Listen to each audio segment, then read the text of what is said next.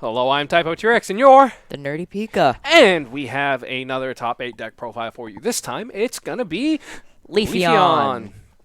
All right, so go ahead and get started. We'll start with the Pokemon, if that's okay with you. Yeah. So first off, I play one Crobat. Yeah. It's Crobat. Not much to say there. Yeah. Draw until you have 6 cards in your hand. We know what the card does. You don't have to read every single card. I play Leafeon V-Star. Now, this one, we will read the ability on. Only one of, because it's his ability I only can use once. His ability allows... It's basically a boss's orders, which if you don't know... I'm pretty sure if they're watching the video, they know what boss's orders is. Yeah. Okay. Yeah. But it's boss's orders that goes on my bench, and its attack's good if I'm playing against a deck like Mew or Jolteon that doesn't have a high retreat, doesn't have a retreat cost. Or any dark deck that plays the hiding energy. That's why I play Fan of Waves. Yeah. We'll get to that anyway. But a lot of people were very confused that you were playing a V-Star because they didn't realize it was legal. Correct. It was despite hilarious. the fact that they released over a month ago. Yeah. I also play Leafeon V. I'm playing Leafeon VMax. All 4 copies of it out yeah, so sorry. people can see it. Okay. Yeah, I play 4 copies. Yeah. The Leafeon V's ability is really good. Its ability, Greening Cells, allows me to search my deck for a Grass Energy card and attach it to one of my Pokemon. Any of my Pokemon. I did not know that. Yeah. Yeah. And then it ends your turn. It ends my turn, which is why it's a good first turn for me. So if you end up whiffing your Heart Attach during your first turn, it's not that bad. But if you can get a Heart Attach and a Greening Cells and you have two Leafeons ready to go. Yeah, there's my turn. Good. Let me turn off the face camera. All right, keep going. Next I play copies. Copies of Leafeon VMax. He is my main attacker. I usually use his first attack, Grass Knot. It does 60 damage for each retreat cost your opponent has. So say they have a retreat cost of 2, they take 120 damage. Or if they have a retreat cost of 4, because of a card we'll see later, it's 240 damage. Or heaven forbid, you're a Gengar VMAX with a 3 retreat cost and a Galar Mind. They take a solid 300 damage. Yep. And then if they made the mistake of accelerating a single strike energy onto it with the Houndoom, that is dead. Correct. Out of there. Or I use quick shooting. Yeah, quick shooting is really nice to clean up those extra kills. Hold on. Yeah. Where is it? Ah, there we go. I play 2 quick shooting Inteleon. They allow me, once during my turn, I'm allowed to put 2 damage counters on one of my opponent's Pokemon. Again, this allows me to one-shot a Gengar VMAX, which is nice, solid 3 prizes. Among other things. Yeah. Again, and also, it makes math easy, because sometimes when you're only doing, 240 or whatnot, having the quick shooting to put those extra little bits of damage on there and clean up kills is phenomenal, and not having to waste your attack. And of course, the other Inteleon. Shady Dealings Inteleon. When I evolve, I get to search my deck for 2 trainer cards and, put them into my hand. Yep, phenomenal card. Pretty simple, yep, but pretty overpowered. I play Drizzles because they're Drizzles. You want to put all 4 out there. Yeah, they allow me to search my deck for any 1 trainer card and put it in my hand. I play 4 because that's... I mean, you have to. Yeah. I play 4 Sobbles. They don't do anything specific. I mean, the Rapid Strike Sobbles. No, they do something very specific. They evolve into Drizzle, which is the big thing. Yeah. I'm going to do the energies now. Why your energies instead of trainers first? Because I don't know. Generally, we save energies for last because energies. That's fair. Hey, look, basic energies. Hey, look, 1 special energy. That's fair. Here's some Quick Balls. Quick Ball is just Quick Ball. Yep. If you're playing a deck and you're not playing 4 Quick Balls, you know something I don't. Honestly. Yeah. Yeah. I play 3 Evolution Instances. It allows me to get an Evolution Pokemon. Not much else there. Evolution Instance? Yeah. Evolution Instance. Yeah. Yeah. Well, again, it searches for your V-Stars, your V-Maxes, your Drizzles, and your Inteleons. It's your only way to search for Inteleon, but sometimes you have to use it to get a Drizzle, which isn't the worst thing in the world, but it does happen. It's slightly unfortunate. You can keep moving cards. I play 4 Level Balls. It allows me to get any Pokemon with a 90 HP or less. It is quite good because I can get both Sobbles and Drizzles with it. Phenomenal card. I play Galar Mine. Galar Mine makes the retreat cost of both active Pokemon 2 more. Which, if I use that with my Grass Knot, which is Leafeon's first attack, It gives me an extra 120 damage just for a single card. Which matters a lot. It Yeah. does, yes. So is there a reason you only play 3 Galar Mines as opposed to 4? Because I was not Yeah. Hey, hush. dog ASMR. You're not entirely sure. The reason is the deck list we pulled up only had 3, so when we Yeah. were ordering cards, we only ordered 3. I had another one sitting on my desk that I meant to talk to you about, so we could put it into your Yeah. deck, and I think it would have helped you out a lot because in a Uh. post Mew world where everyone plays 4 copies of Path to the Peak, you need four stadiums, and Yeah. of course the next card. For Professor's Research, it's Professor's Research. Yeah, again, I feel like that's pretty self-explanatory. I get to discard my hand and draw 7. Yeah.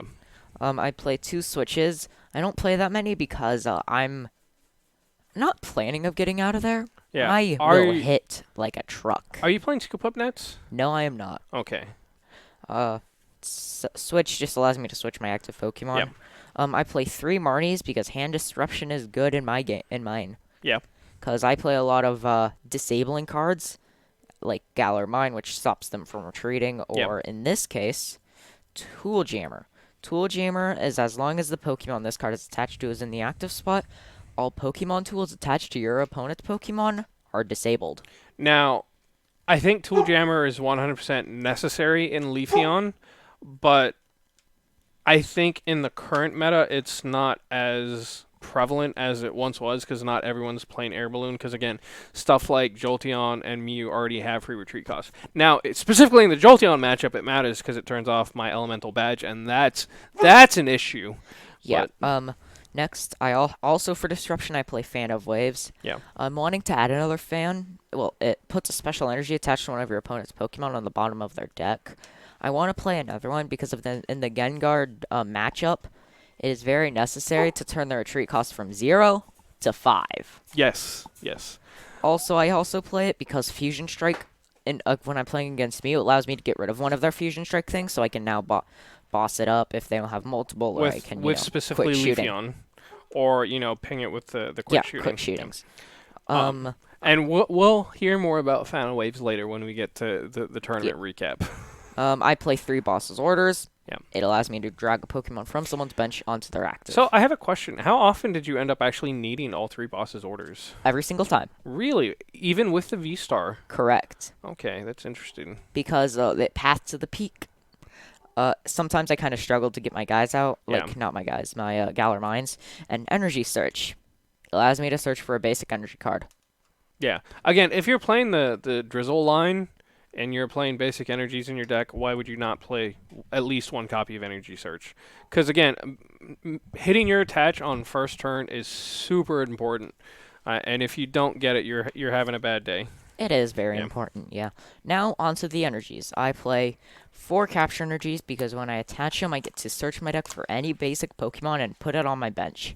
Sadly, this does not work with Crobat because Crobat specifically says from your hand onto your bench. Played from your hand, yeah. There was a younger player who made that mistake against me a long time ago, back when I first started playing ADP. He played Capture Energy and got Crobat. He's like, I'm going to draw until I have 6 cards. I go, no, you're not. Yeah, that's very unfortunate. Alphys had put it in your hand. Yeah. It'd be better. And then 6 basic grass energies. Now I play more energies because I require 2 energies, maybe 3 to attack. Yeah, 2 minimum, 3 to attack with your Leafeon V-Star or your second attack on the VMax. Yeah. Now, do you feel like you played enough energies? I do. Okay. Yes. Occasionally I was like, oh, some are prized. Well, that's unfortunate. Yeah, but might as well move on. Yeah, when you're playing with the VMAX, you only need 1 grass energy and 1 colorless energy, so it's not or super 2 important. grass, 1 colorless. Yeah, but if you're playing 6 grass energies, getting 4 total grass energies shouldn't be too hard, especially because some people are still playing like what's it called, the training court, so you can get them back from the discard.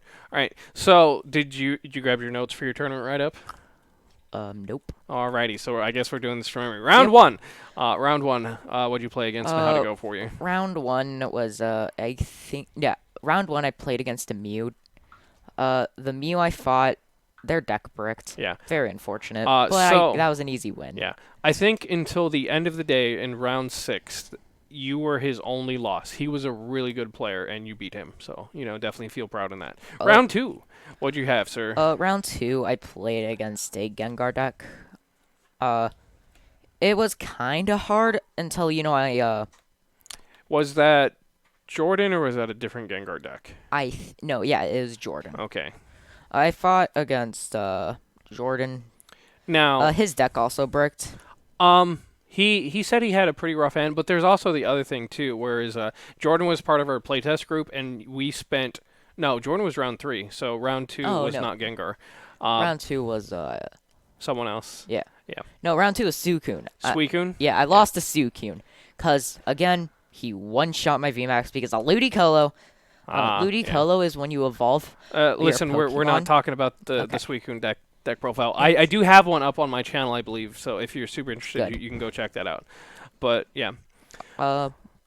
Anyway, Ludicolo killed my guy, caused my guy to die. Technically, he caused it. He didn't kill it. Round 3. Yeah, round 3 I played against Gengar.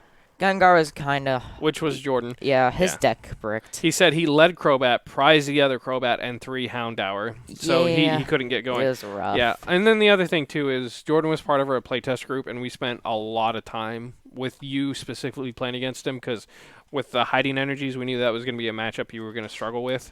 Yeah, So- that's... And I fan of Waved. Fan of Yep. Waves is overpowered in this matchup. Alrighty, round 4. Round 4, I think I also lost... Oh, yeah, round 4... You did not lose round 4, I can guarantee that. Oh, no, round 4 was not the double loss. No. The double loss. Or was it? No, it was. Okay. Yeah, round 4 was the double game loss. The double game loss was weird because I played Fan of Waves. My opponent put their Fusion Strike energy. I was playing against Mew again. They put their Fusion Strike energy into their discard pile and then went into their deck like 5 times before I realized, wait a minute.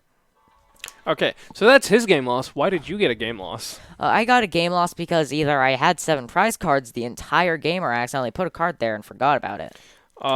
And let's not do that in the future. Make sure you only Yeah. have 6 prize cards, and when you put your hand down, don't put it next to your prize cards. Yeah, so Yeah. then I immediately started scooping up, and then I got told to call the judge, and I called the judge, and then after much deliberation, double game loss. Yeah. We both lose, and then it caused me to actually get into the top 8 because Well, I mean, shenanigans. If you had won, you would have been guaranteed top 8 after yes, but that. I And I'm was pretty sure kinda that was losing. round 4. Yeah, that was round Yeah. 4. Oh no, somebody's using channel points, man. We're not doing that on this video. Maybe after the video is done, I'll do some push-ups.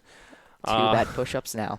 No, we're in the middle of a video. Stop. Okay. What was your round 5? Round 5 was I think I'm pretty sure that was your double game loss. what was round 4 then? I don't know. That's why I told you to take notes and bring them. That's fair. Round 6. What was round 6? Round 6 was against a Paw Patrol deck, which is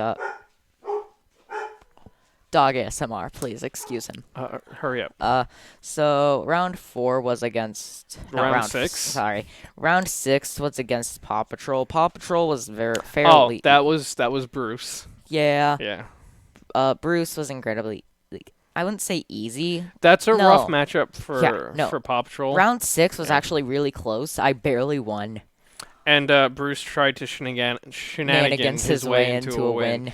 You had game in hand because he marnied you into a boss, and then when Yeah. he passed turn, you tried to play boss immediately without drawing your hand, Yeah. your card for the turn. I told you to draw, and he's like, Judge, he's coaching, and that was a whole different discussion.